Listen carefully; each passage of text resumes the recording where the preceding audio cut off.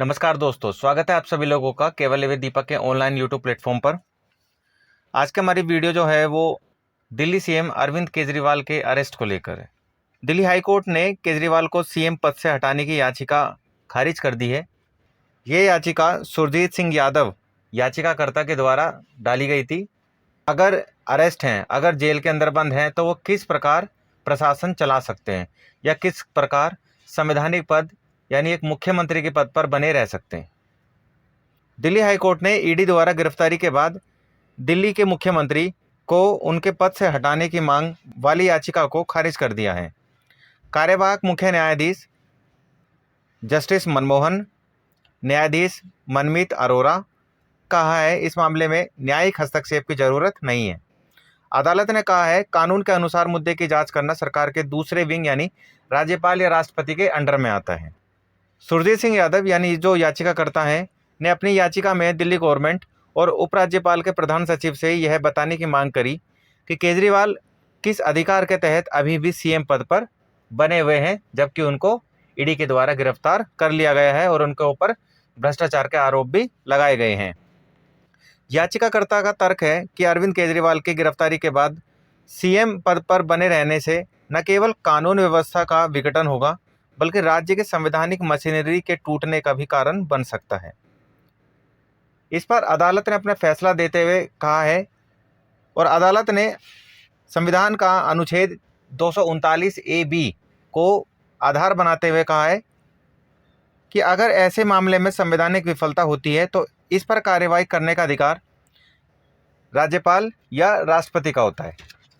अब ऐसे में बात ये उठती है कि अरविंद केजरीवाल जो कि दिल्ली के मुख्यमंत्री हैं, जिनके ऊपर आरोप लगाए गए हैं और अभी तक आरोप सिद्ध नहीं कर पा रही है ईडी, ऐसे में उनको बेल ना दिए जाना एक अपने आप में ही कारण बनता है।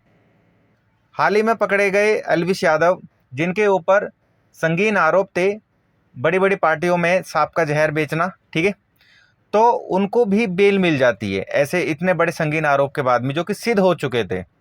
और अरविंद केजरीवाल जिनके ऊपर आरोप लगाए गए हैं पर सिद्ध नहीं हो चुके हैं, ऐसे में उनको बेल नहीं मिल पा रही है।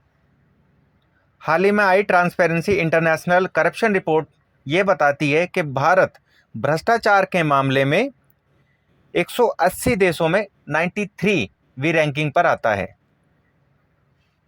इससे पता चलता है कि भारत के अंदर जो भ्रष्टाचार जो फैला हुआ है वो किस हद तक फैला हुआ है। प्रश्न ये उठता है कि सिर्फ अपोजिशन पार्टी के ही जो नेता हैं उन्हीं के ऊपर भ्रष्टाचार के आरोप लगाए जा रहे हैं और उन्हीं को जेल भेजा जा रहा है। जो सत्ता पार्टी पक्ष दल के जो नेता हैं, क्या वो बिल्कुल दूध के धुले हुए हैं?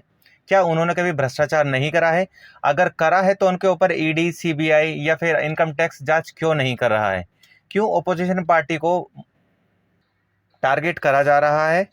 केजरीवाल की गिरफ्तारी को लेकर भारत ही नहीं, भारत के बाहर यूरोपीय देशों ने भी अपनी प्रतिक्रिया देनी शुरू कर दी है। We continue to follow these actions closely, including the arrest of Delhi Chief Minister Kejriwal. We are also aware of the Congress Party's allegations that tax authorities. अंत में मैं वीडियो समाप्त करते हुए आप लोगों से एक प्रश्न पूछना चाहूंगा कि भारत में आज की तारीख में लोकतंत्र का जिस तरीके से मजाक आज की सत्ता पार्टी बना रही है, चाहे वो इलेक्शन कमीशन ऑफ इंडिया को पूरे तरीके से अपने कंट्रोल में लेना हो। इलेक्शन कमीशन ऑफ इंडिया जो कि एक कॉन्स्टिट्यूशनल बॉडी है, संवैधानिक निकाय होने के कारण जो इलेक्शन कमिश्नर होते हैं उनकी नियुक्ति का जो एक रास्ता है वो ट्रांसपेरेंसी तरीके से होना चाहिए। पर आज की डेट में सरकार ने पूरे तरीके से इलेक्शन कमीशन ऑफ इंडिया पर अपना कंट्रोल किया हुआ है। इलेक्शन कमिश्नर को नियुक्त करने के मामले में सरकार इस टाइम बहुमत में दिखाई देती है। तो ऐसे में ये माना जा सकता है कि ओपोजिशन पे किए जा रहे लगातार हमले 2024 का लोकसभा चुनाव जीतने का है